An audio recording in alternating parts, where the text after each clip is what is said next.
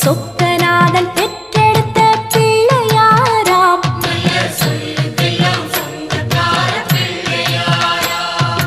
கைலாய மலைய விட்டு தெற்கே வந்தாராம். இந்த பிள்ளையாரு பட்டி கண்டு இருந்து விட்டாராம்.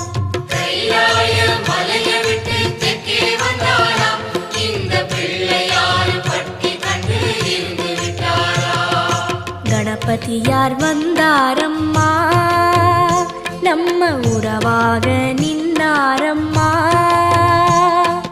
கணபதியார் வந்தாரம்மா, நம்ம உறவாக நின்னாரம்மா. சொக்க